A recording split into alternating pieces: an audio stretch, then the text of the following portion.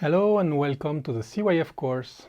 Today we continue on the theme of missional families and we'll dig a little bit deeper on what it means practically.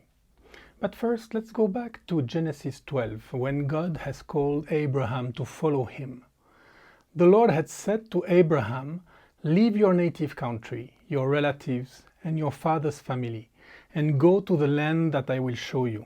I will make you into a great nation. I will bless you and make you famous, and you will be a blessing to others. I will bless those who bless you, and curse those who treat you with contempt. All the families on earth will be blessed through you."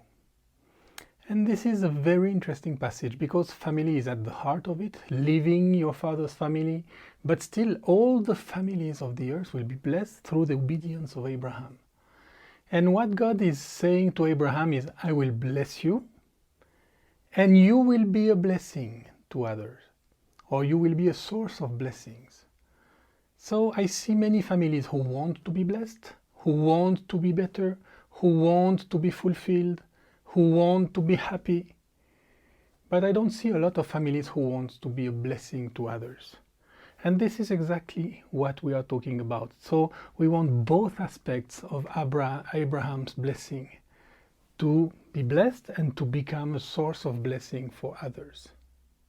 So becoming a source of blessing is a result of some foundation that have been laid down in our family. Stephen Covey suggests that building a family team is a multi-step process, leading them from dependence to independence to interdependence. And it is summarized by the graphic that I show now. You move from survival to stability to success to fulfillment. Unfortunately, many families are at the survival stage. They are struggling to survive not only financially but also spiritually, mentally and socially. Their lives are filled with uncertainty and anxiety. They are in chaos with no structure or principles to fall back on. They often feel that they are victims of other people's circumstances or injustice. These families sometimes have moments of rest between difficult times, but their only goal is to survive. And it's difficult when you are in this stage to think about blessing others. Stability is the second level. A certain degree of organization and cooperation allows families to eat their fill and pay their bills, but they are not able to live harmoniously. Family members come together from time to time to deal with the most urgent problems, but there is no real communication. They usually find satisfaction outside of the family. The home is unimportant. You get bored. You find the interdependence so exhausting that you prefer not to share anything. Success for a family is to set noble goals. Family is important to everyone. There is sincere joy in being together, trust in each other. We organize and experience family activities, strive to live better, love better, and learn better. But here the family is the center of our lives. Fulfillment is when the family begins to get involved in projects that is foreign, external to itself. They are not satisfied with success. They have a sense of responsibility towards the outside world. A family in the survival stage only sees the problem and spends its time trying to find solutions. A family in the fulfillment stage becomes a creative family. When you focus on problems, you are trying to eliminate something. When you focus on a vision or on possibilities, you are trying to create something. And here, Stephen Covey points out that the transition from survival to fulfillment does not usually depend much on external circumstances. He quotes a woman's testimony. "We found that financial resources don't have much to do with family development.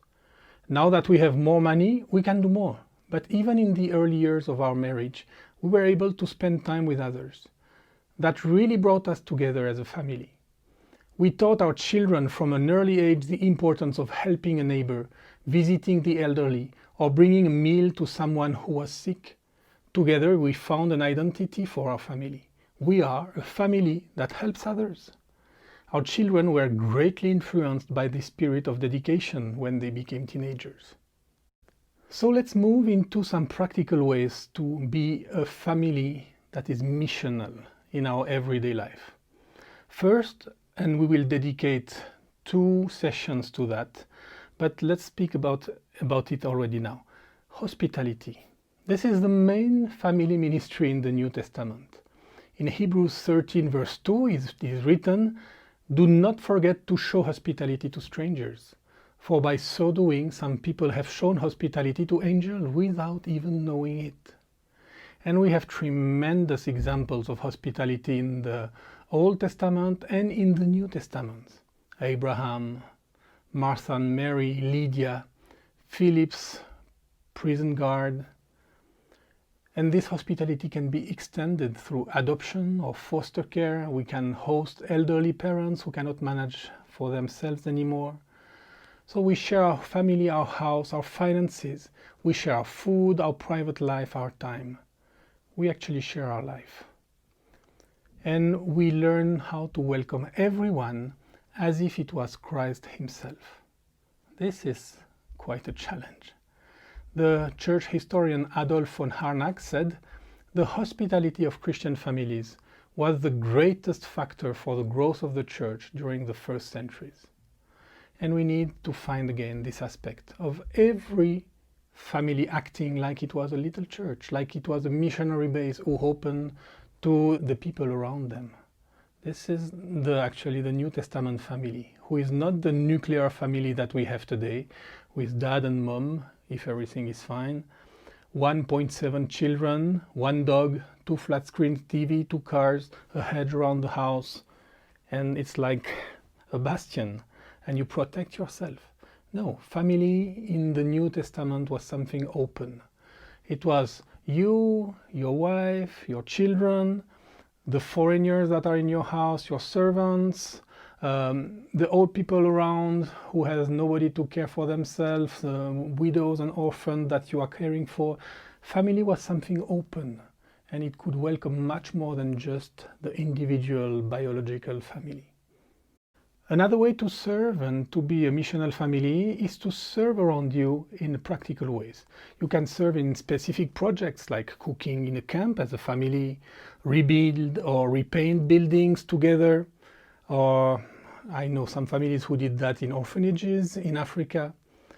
Or you can serve as a family in your neighborhood by mowing our old neighbor's lawn, by buying groceries for a single mom, by helping someone to pack and move. You can build a servant spirit in your children by showing the way, showing the example, including them in acts of service and kindness around you. Cooking biscuits for new people who just move in the neighborhoods and you go and welcome them. There are so many ways to be a family focused on the outside. By the way, how do your children serve at home? It will be difficult to mobilize your children for acts of service outside the home if they don't learn to serve in the home. And we'll have a session about how to train our children to serve. We can evangelize as a family. We did a lot of camps and outreaches as a family. And I remember doing a project in French part, in the whole of Switzerland actually, with our family, called Mission 200.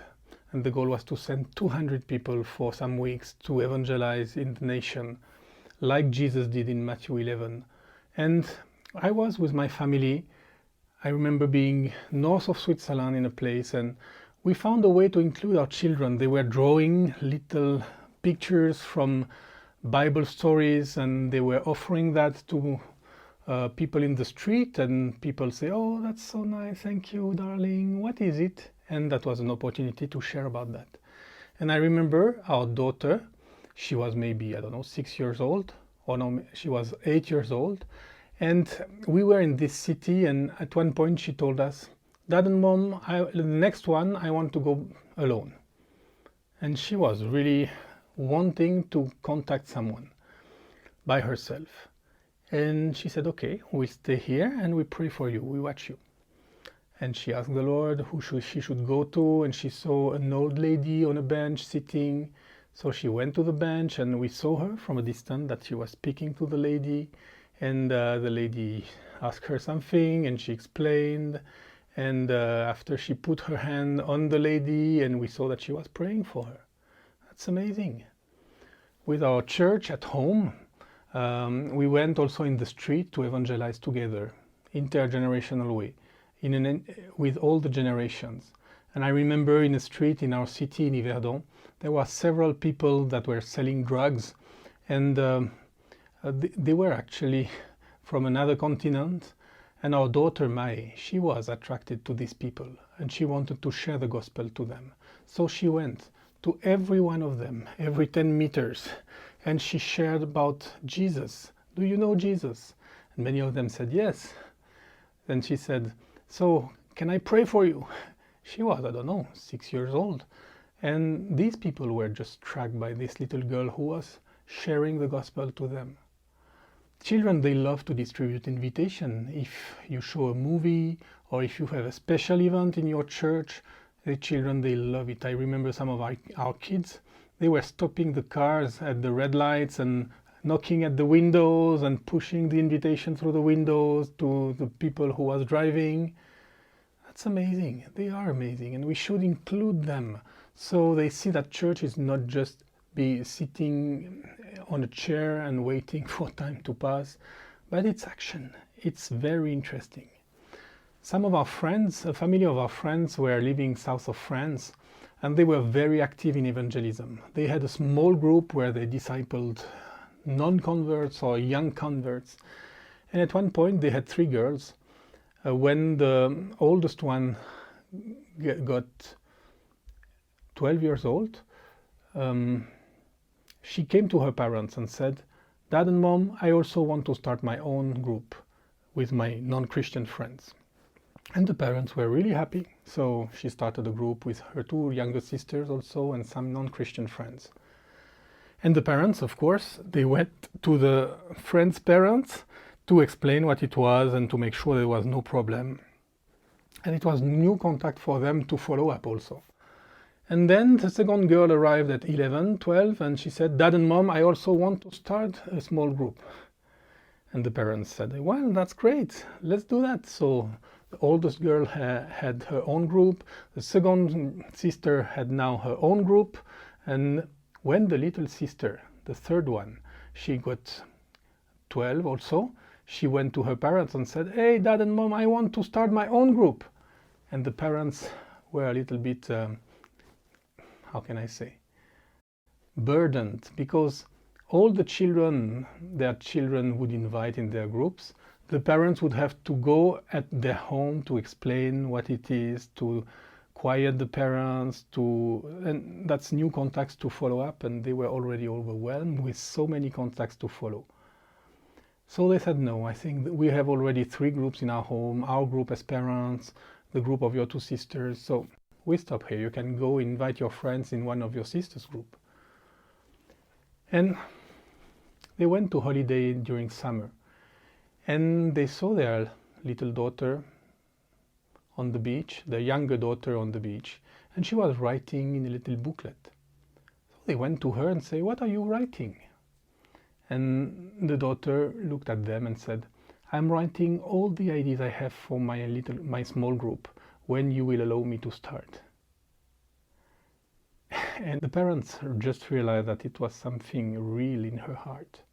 So they repented and they said, we will help you to start.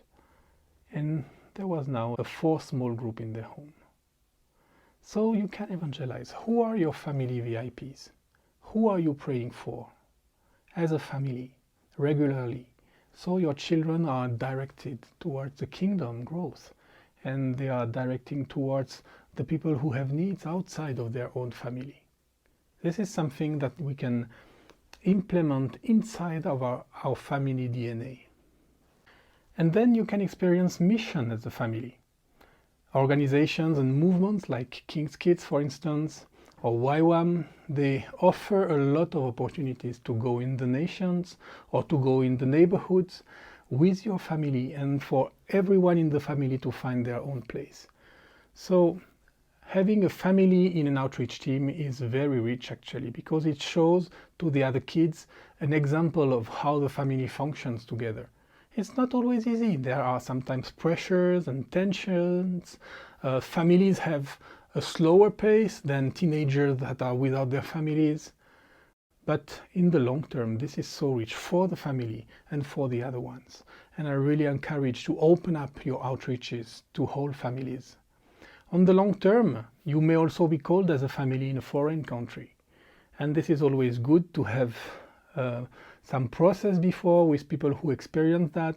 How do you do with school? How do you do with friends? How do you do with communication with the country of origin and the family and all that? And it is important. But mission is not just about activity or going in another country. We need to develop a missional lifestyle also at home by reaching out to our kids' friends and their parents, reaching out to our neighbors, reaching out to our non-Christian extended family, reaching out to our colleagues.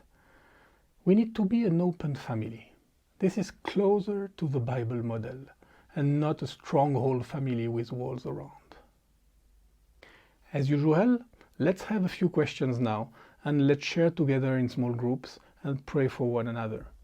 This is what God is calling us to be. We are families with a mission. We are not just individuals with a mission or parents with a mission who take their kids behind like they take luggages. We need to get them involved. We need to be a team and we need to focus on the kingdom. May the Lord bless you as you process about that.